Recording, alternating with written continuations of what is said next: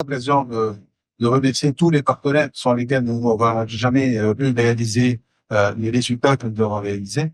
La première réalisation à Java, c'était la création du DRO Java, qui se veut inclusif, qui veut fédérer entre tous les partenaires du tourisme. On a appris tout au long des 3 années d'activité, depuis la création du DRO Java, que l'un des partenaires les plus principaux dans une destination, c'est l'habitant.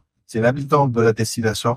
Et ce partenaire-là, c'est celui qui doit profiter le plus de la visite des touristes. C'est celui qui doit profiter le plus de l'inclusion de l'activité touristique dans sa destination.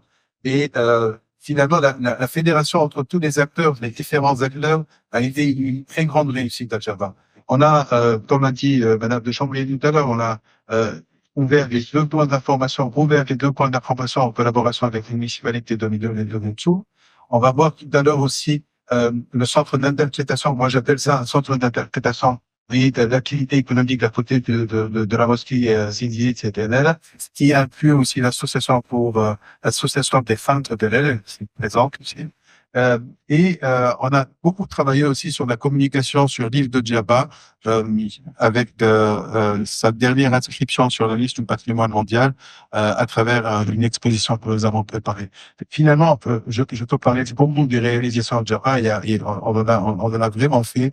Le principal acquis, c'est de pouvoir fédérer entre les différents acteurs, avec les habitants aussi de l'île, que nous voulons inclure encore plus les années à venir, et avec cette belle collaboration avec les autorités nationales et locales qui a permis tout ça. On donne la parole à Dar, toujours, acquis et réalisation. C'est fédérer entre toutes les parties prenantes dans une destination pour que justement le travail soit intéressant pour tout le monde. Il faut qu'on sache quelle est l'orientation dans laquelle on va. Et je vais prendre l'exemple de Djerba. Encore une fois, cet acquis de patrimoine mondial de l'UNESCO, c'est un acquis énorme. Parce qu'il fallait bien l'exploiter.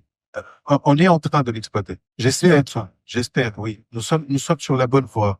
Parce que une chose est certaine, les habitants de Djerba savaient ce que Djerba offrait. Les habitants, tous ceux qui sont ici, ils savent quelle est cette particularité de l'île de Djerba. Maintenant, ça a été reconnu mondialement. Et ce qu'il faut, c'est que ces acteurs dans le secteur touristique, les partenaires, toutes les parties prenantes de l'île de Djerba, se disent comment utiliser ce label, comment aller de l'avant avec ce label pour attirer une autre clientèle, pour pérenniser l'attractivité de la destination et aller de l'avant. Montrer comment est-ce qu'on peut, sur une destination bien déterminée, travailler sur un objectif clair pour pouvoir dupliquer ça par la suite. Je suis quasiment sûr que si toutes les parties prenantes tirent dans le même sens, nous allons montrer qu'on peut développer notre secteur touristique comme on le veut, et par la suite, ça va être attractif pour les autres destinations aussi pour faire autant. La différence entre les deux destinations, et je trouve que l'exemple qui a été pris par nos amis suisses quand ils ont développé la région sud-est, c'est que le Dar, c'est une destination qui a été créée de toutes pièces. C'est une nouvelle destination. Alors que Djerba, c'est une destination ancienne. On peut pas dire que nous avons créé la destination de Djerba. C'est une destination qui existe depuis très longtemps. La seule différence avec le DMO aujourd'hui, c'est que nous incluons des activités qui n'ont pas été mises en avant auparavant.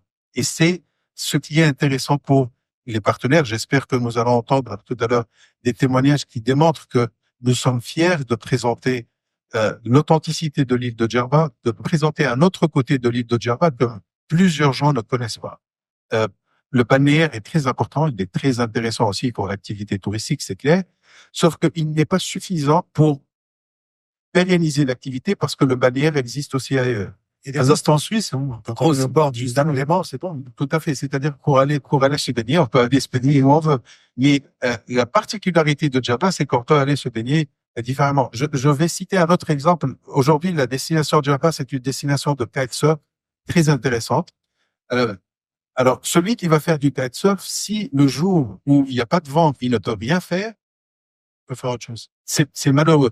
Alors que Djerba offre, et je sais de quoi je parle, offre à ceux qui viennent faire du kitesurf d'autres possibilités de découverte culturelle, de découverte de plats très intéressants. On a une gastronomie qui a été primée par le livre que nous avons édité, et je considère que le travail qui a été fait démontre que l'île de Djerba a beaucoup plus à offrir que ce qu'elle est en train d'offrir aujourd'hui.